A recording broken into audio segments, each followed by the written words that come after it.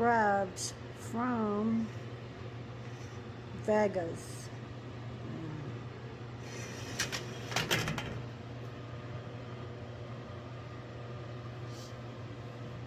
Sarap to.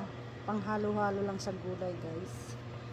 So, pwedeng pambaon, pero ilalagay ko sa freezer para magtagal naman siya.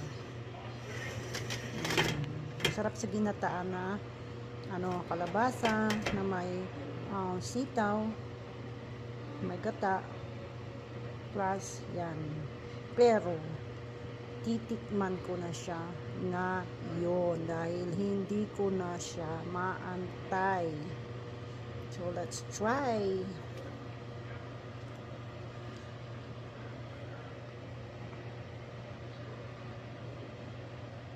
Kain tayo.